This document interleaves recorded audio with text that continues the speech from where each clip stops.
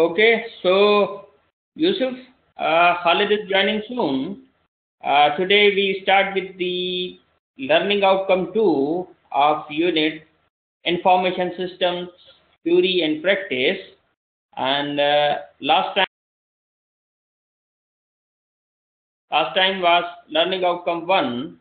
So let us have a quick look that in the learning outcome 1, we try to understand the information systems used in the organizations.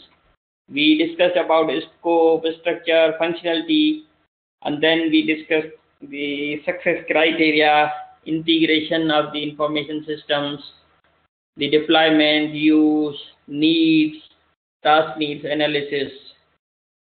The learning outcome 2 is be able to plan the development of an information system, prepare a detailed project plan for the development of information system, assess the feasibility of a proposed information system, explain the requirements of the proposed information system, the indicative contents like a project plan, feasibility planning, requirement elicitation.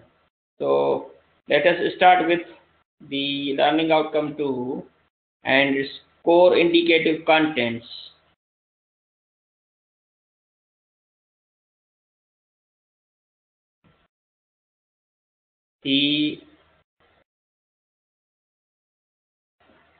Okay, so project plan. To plan the project means that if you want to create a project, then obviously you will have to plan its structure and development. So let us start with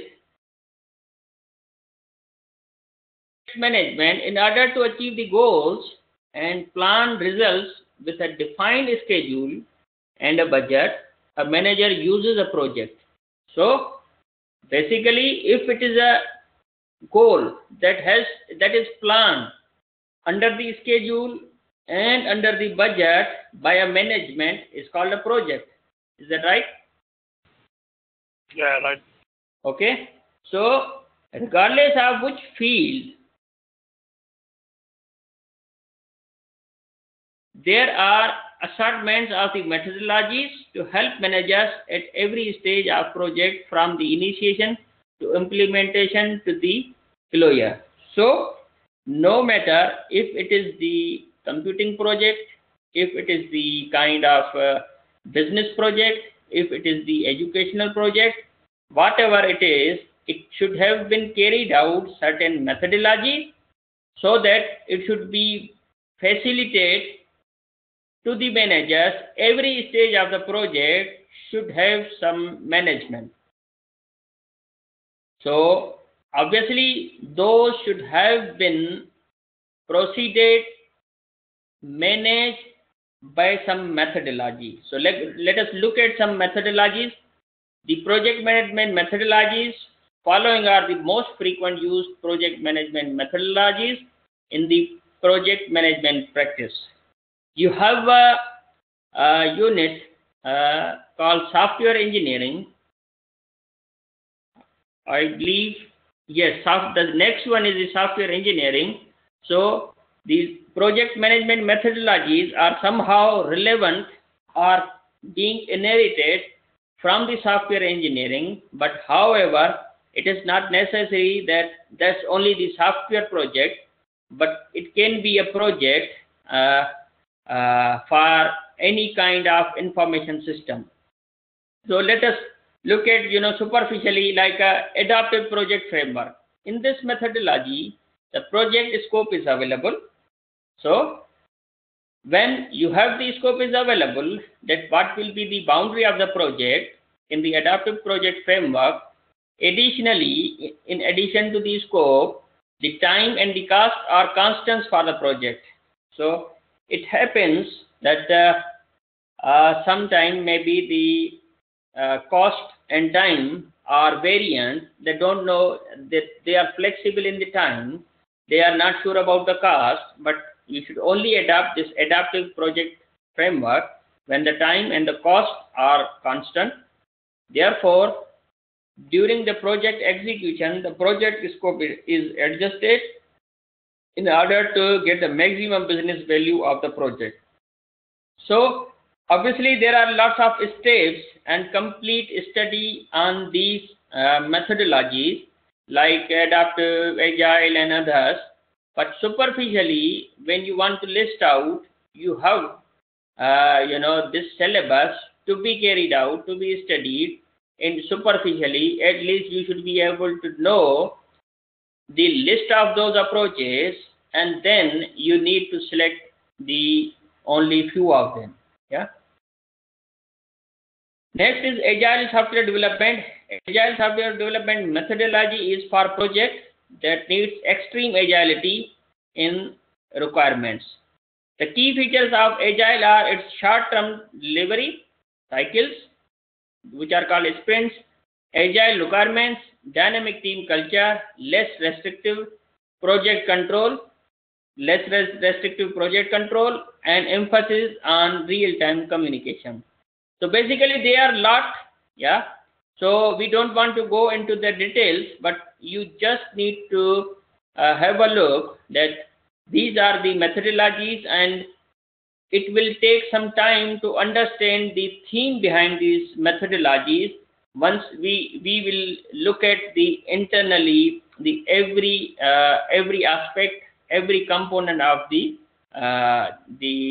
particular methodology. The next one may be like a crystal methods. Like crystal method says the project processes are given a low priority. So the process is not important into the crystal methods. Instead of the processes, this method focuses more on team communication. Possibly the team member skills, people and interaction. Crystal methods come under agile category. So why? The question arises, why the crystal methods? The reason is that they are not more focused on the process, that whether the process, the set of steps are followed, but the team is involved into the development, and so that the interactivity should have some value as compared to the other aspects. Like in other methods, some rules must have been followed. However, in the crystal method, some interactive team could come up with any of the advice based on their preferences, and could produce in the crystal method. Maybe the dynamic system development method models.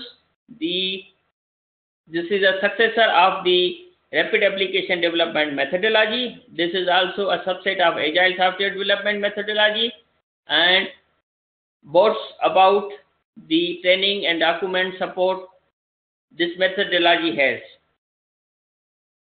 This method emphasizes more on the active user environment during the project life cycle. So basically, as I already explained, that these are just the very short definitions of these project methodologies. We will focus on them as a just listing, and the detailed study will be in the software engineering.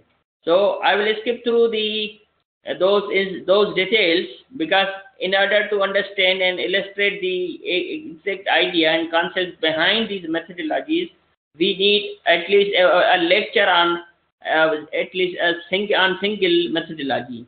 So extreme programming, feature-driven development, information technology, infrastructure library, joint application development, lean development, Prince2. So like Prince2 takes the process-based approach to project management. This methodology is based on 8 high-level processes. So superficially, they are the. So you only need to at this stage you need to know that your project development should have been carried out certain methodologies, and by the level of those understanding of those methods, you will be able to choose those maybe at the later stages in the real life. Is that clear? Clear. Okay. Now the 11th one is the rapid, as those methodologies were interchangeably. Some of those were the higher categories for those, and like a rational unified process. Probably you remember that in the system analysis and design, we had discussed about the UML. Do you remember? Yeah, I remember UML. Yeah. So those methodologies which are being used according to the and the top umbrella of the UML is the rational unified process. They have some own ideology behind the process. So this is about all the methodologies, and the like a 13th one is the Scrum, 14th one is the Spiral. We discussed as well in the system analysis and design, and SDLC itself, the waterfall was traditional one. So you probably remember, I believe, that waterfall and SDLC and Spiral in the system analysis and design. Do you remember it? Yeah, I remember the most. Yeah. So by looking at the strategy, the concept behind few of the methodologies, the concept your project is a kind of the management should have been carried out through the methodology for its planning, implementation, development, testing, maintenance. Yeah. Okay. Now, the planning and information system projects. Project planning is the part of project management. So basically, if you are managing a whole project, then the project management itself, if you are managing a project at a large scale, then planning of the some parts, some or all of the components of the project, the itself is a part. So how you carry the planning relates to the use of schedules such as Gantt charts to plan and subsequently report progress within the project environment, right? So initially the project scope is defined and the appropriate methods for completing the project are determined. Initially, the scope is defined and appropriate methods for completing the project are determined. Following this step, duration of the various tasks necessary to complete the work are listed and grouped into the work breakdown structure. Project planning is often used to organize different areas of project, including project plans, workloads, and management of teams and individuals. So, the planning is related with the schedules. It starts with the scope and selection of the appropriate methods, and then duration to be spent on necessary tasks, and group work, the distribution of the work, and the planning into different areas of project, workload, management, team. So everything is included into the planning. So let us look at the further structure of the plan. The project planning is inherently uncertain, as it must be done before the project is actually started. So every time the plan is uncertain, the reason is that you are never on time. Maybe sometime you are before the time and sometime you are late. Therefore, the duration of the task is often estimated through a weighted average of the optimistic, normal, and pessimistic cases. So it is not always easy that you give a time deadline and you assume that you are basically uh, uh, doing a project for the right purpose and for the right time. However, you should have some optimistic solution.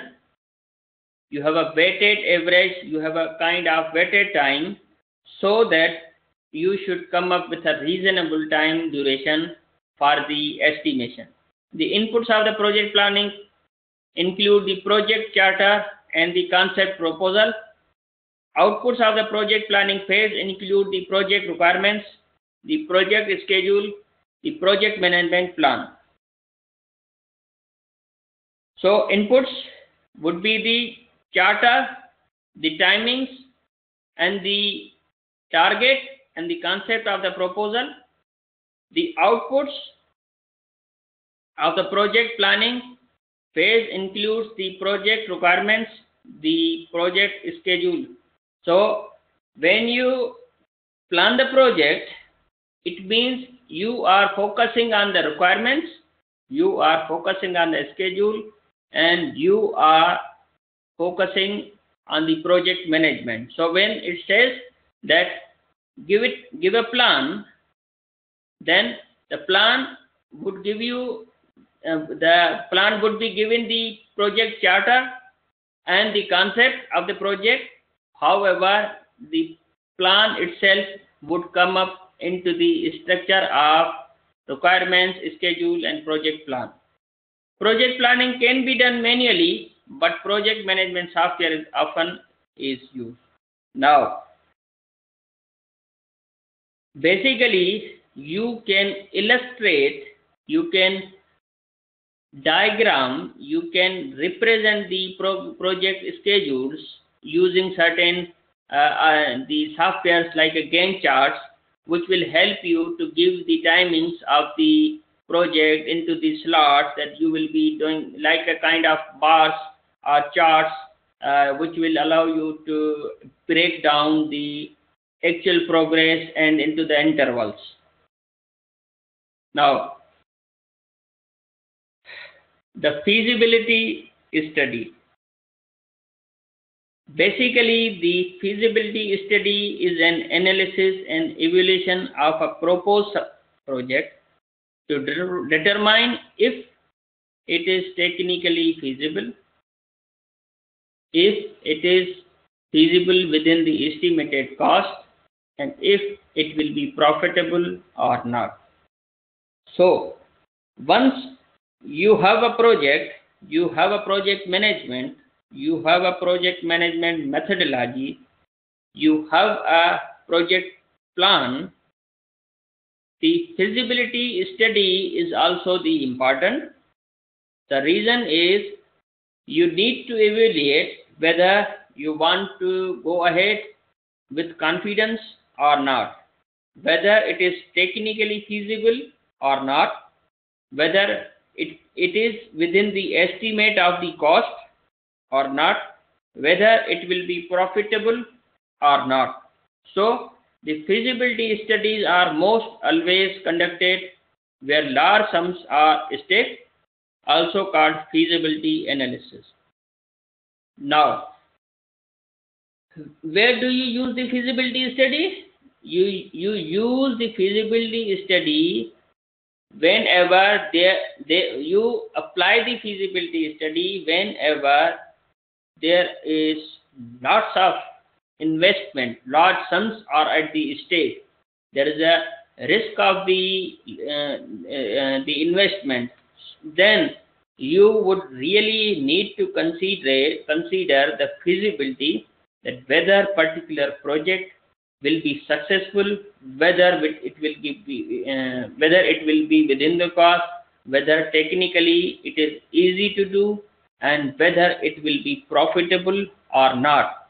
If you skip the feasibility, then possibly the whole project can be can be destroyed, or it can lead to you towards the disaster. For example, if you want to build a road between two cities and you want to spend the let's say millions of dollars or pounds to make a road between two cities, and you expect that those two cities will create a trade in between them, and the trade in between them will be sufficient to cover the expenses incurred on the road, maybe through the road tax or the toll tax, and you should know that whether the amount spent on the road project will be recovered within the due time or not. So it really matters. So only the feasibility study can help you. The objective of such study is to ensure a project is legally and technically feasible and economically justifiable. It tells us whether a project is worth the investment. So as I gave the example, that whether it is worth to invest or not. Therefore, you should definitely carry out the feasibility study. Now, the study itself has some objectives and objectives and a clarity about any outcomes, that whether the study will give the positive and the profitable indications about the start of the project or not. So how you will be doing? You will be doing that by producing a feasibility report. A feasibility report is a document that assesses potential solutions to the business problem or opportunities and determines which of these are viable for further analysis. So that report gives the potential directions to the business problems. The reason is that the Khalid is joining, yeah? Okay. So the feasibility report itself gives the potential solutions, potential directions to the problem and determines which way is fine. Because during the feasibility study, the feasibility report should have given you the technical aspects, the cost-wise aspects, its accessibility aspects, and many more important things related with the idea and theme, so that you should either focus and go ahead with the problem or not. So the report itself should give you a multiple or possible solutions to the problem. The purpose of the feasibility report is to present the project parameters and define the potential solutions to the defined problem, need or opportunity, right? So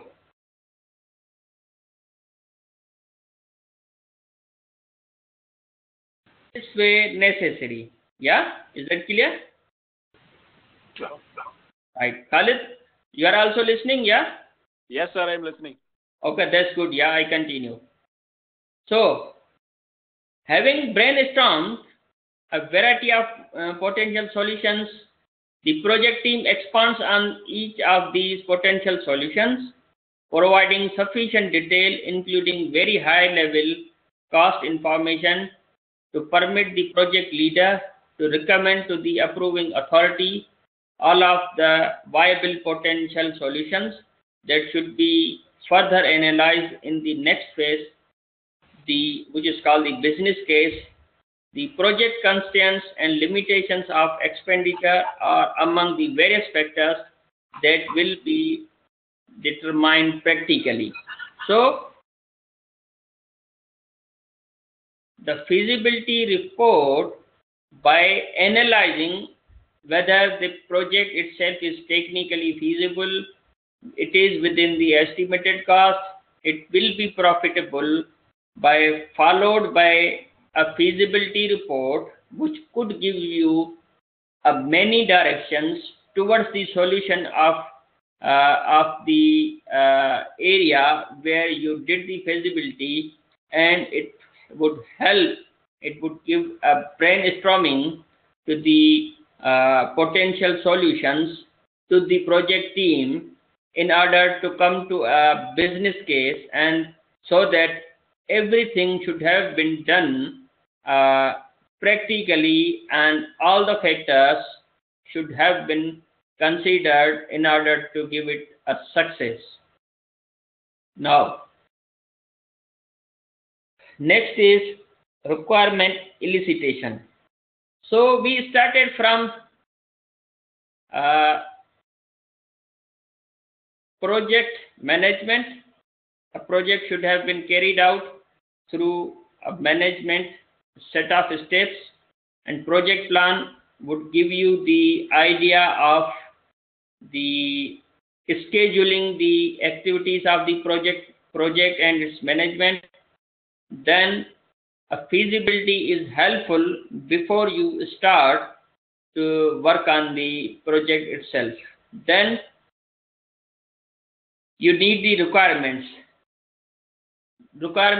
of the project. How you would get the requirements of the project would be done by these steps. Like requirement elicitation is the process which is requirement gathering, requirement organization, negotiation and discussions, requirement specification. So once you gather the information, you organize the requirement, you negotiate and discuss that whether the requirements are sufficient or clear, or they might need to be written in alternative ways, and then you are basically getting the specification of the requirement. Now look at this. Requirement gathering.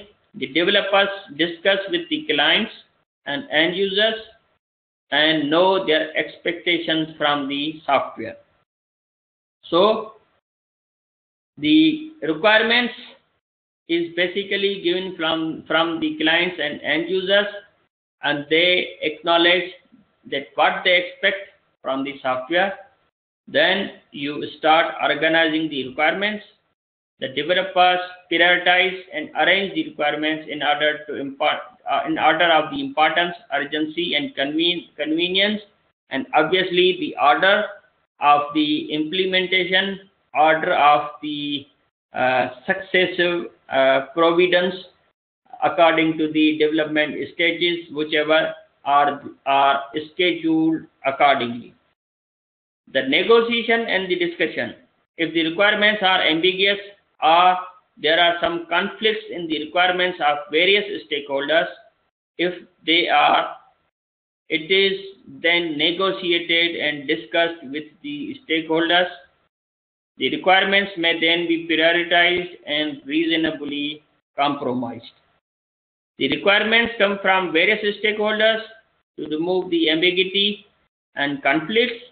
They are discussed for clarity and correctness. Unrealistic requirements are compromised reasonably. So all these negotiations are basically done in order to provide the undisputed requirement, so that once the requirement is given, there shouldn't be any of the conflict, any of the unclarity, and everything should be fine. Then you need to document those requirements, which is called the specification. All formal and informal, functional and non-functional requirements are documented and made available for the next phase. So that is the requirement specification itself. Now, the techniques.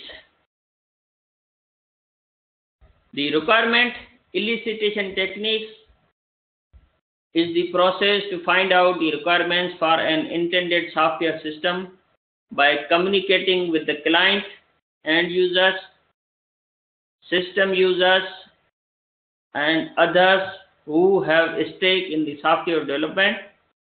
There are various ways to discover the requirements, like interviews. When you need to get the requirements, you can do with the interview, surveys, questionnaires, task analysis, domain analysis, brainstorming, prototyping, observations. So let me discuss few of them. Interviews.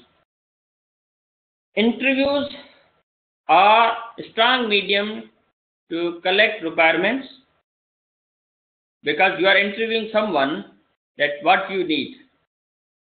Organizations may conduct several types of interviews, such as structured. Structured could be the closed interviews, where every single information is gathered. Information together is decided in advance. They follow pattern and matter of discussion firmly. So when it is the structured interview, it is called the closed interview. Every single information is gathered is decided in advance, which is according to the pattern, and the matter of discussion is basically closed, predefined, discussed in advance. Now, non-structured open interviews, where the information together is not decided in advance, open, flexible, less biased. How and why? If your interview is not planned, you don't know the questions, or you don't want to ask the questions in advance, you let the customers or clients know that,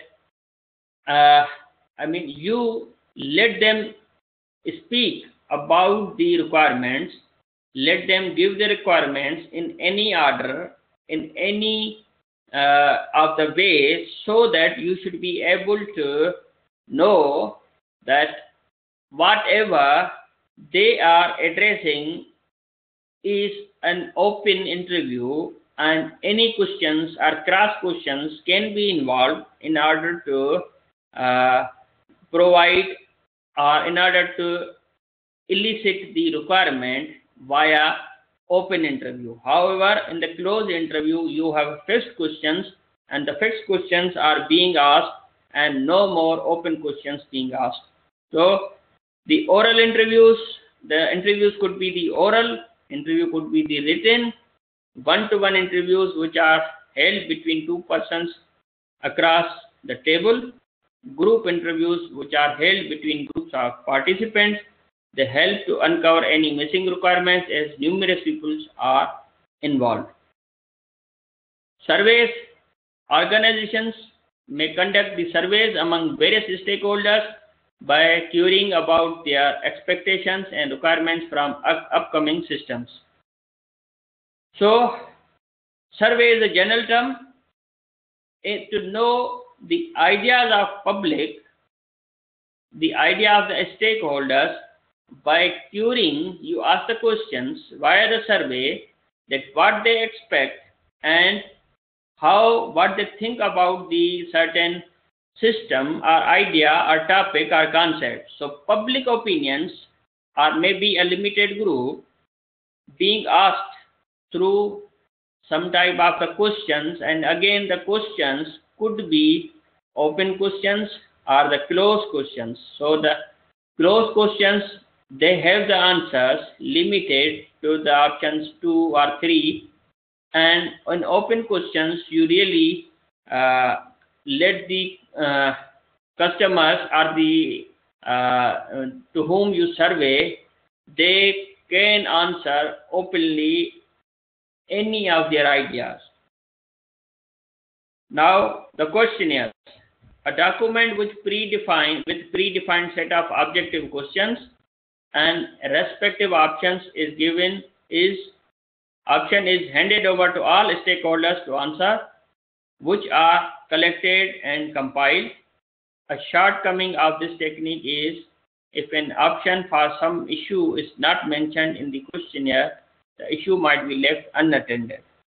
So you can say that surveys use the questionnaires, and by doing the survey you come up to an idea that what the majority of people think about, and the questionnaires help you to organize the surveys, and questionnaires give you a quantitative analysis that what exactly the questions are being answered. Task analysis. The team of engineers and developers may analyze the operation for which the new system is required. If the client is already has some software to perform certain operation, it is studied and requirements of the proposed systems are collected. So anything can be analyzed through the task, through the operations. So it is also helpful, which can give you the requirements that whether the tested system is performing certain operations well or not. So information and its successfulness operations, the information about the successfulness of the operation is a kind of requirement elicitation and based on the task analysis. Domain analysis. Every software falls into some domain category. The expert people in the domain can be a great help to analyze general and specific requirements. So using this type of the technique, the requirement elicitation, you can analyze a particular category of the software in which the particular specific requirements is given. The brainstorming and informal debate is held among various stakeholders, and all their inputs are recorded for further requirement analysis. Prototyping is building user interface without adding detailed functionality for user to interpret features for intended software product. It helps giving better idea of the requirements. So you are here on the requirement elicitation, and you can create a prototype. You can give an idea to your clients that this is a prototype, and let them know, let them use the prototype, let them look at the prototype, and they would give the further information that what is the further idea of the more functionality. There is no software installed at client's end of a developer reference, and the client is not aware of its own requirements. So basically, when you give a prototype, then prototype is not actually the software, but you basically produce a kind of sample functionality of the software, and to whom you are offering, they will have an idea by looking at the prototype. For example, if you shown them that you will be giving them 2 buttons, and possibly they could have an idea, then they should have been provided a list of tasks, maybe a combo button, maybe a choice of list, so that they can select by drop down menus, and much more functionalities they can realize, which should have been included into that particular prototype, and hence the extraction of the information would have been increased, would have been more benefit, so that the purpose of requirements extracting or eliciting from the customer is more helpful. Observation. Within the observation, because we are extracting the information, if you do an observation, you extract the information. How do you observe? Team of experts visit the client's organization or workplace. They observe the actual working of the existing installed systems. They observe the workflow at a client's end and how execution problems are dealt. The team itself draws some conclusion which aid to form requirements expected for the software. So initially you were interviewing to get the requirement. You could survey, you could ask through the questions, you could analyze the task, you could do the domain analysis, brainstorming, prototyping. Now here you are basically observing the organization itself, that how they are basically working within the organization, how they are processing the information, how they are collecting the information, how they are gathering the information. By visiting the particular organization, you are gathering the information. So next is analysis of the requirement.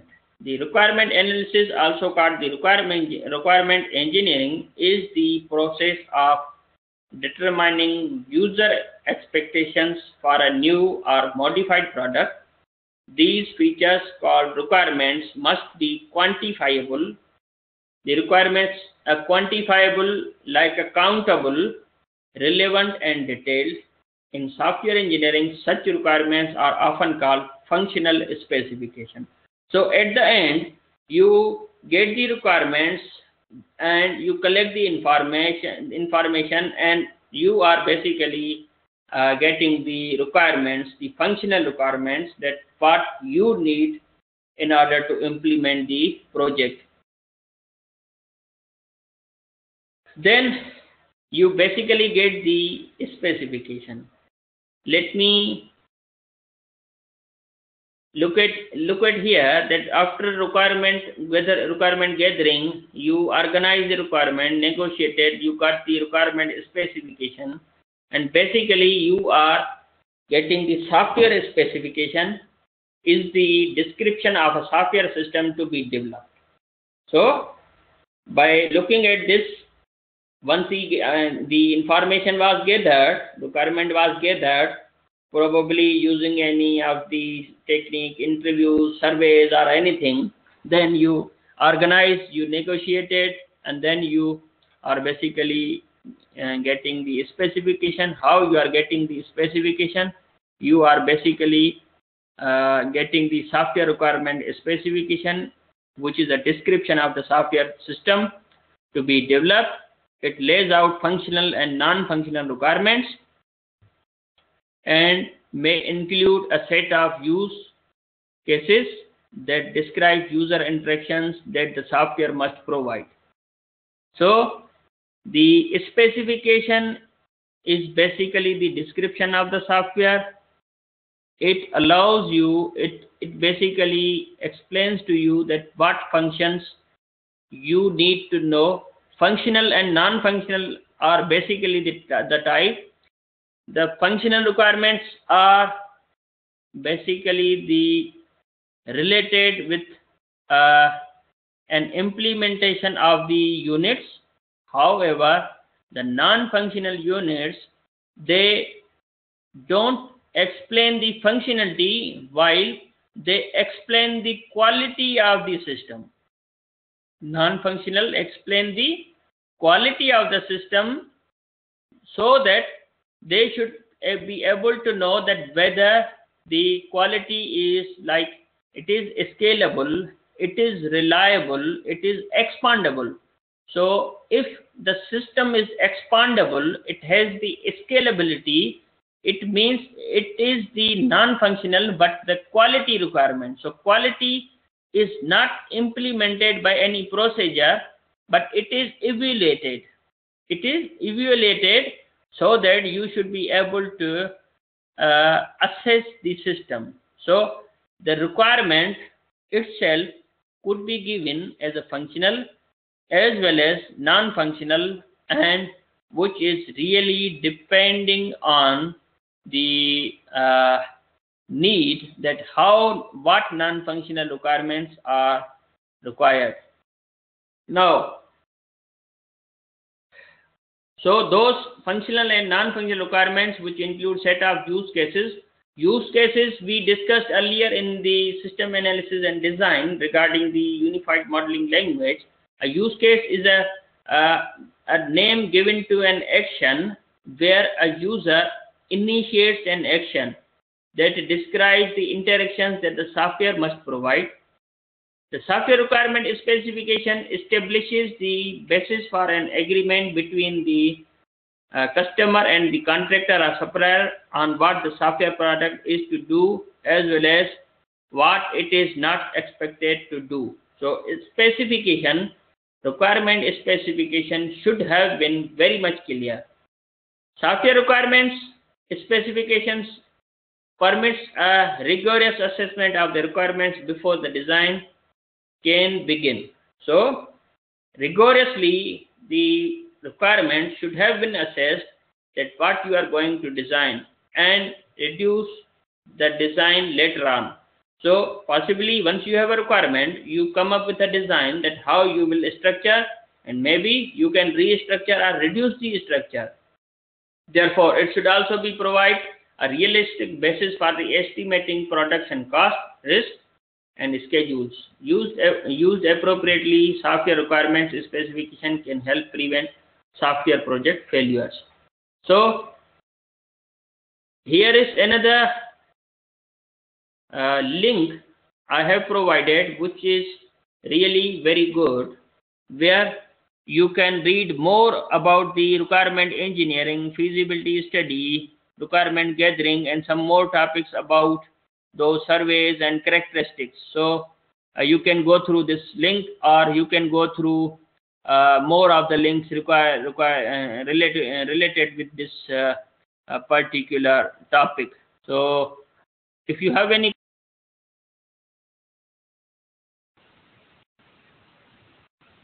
do you have any question? No questions. Okay, Khalid? No, sir.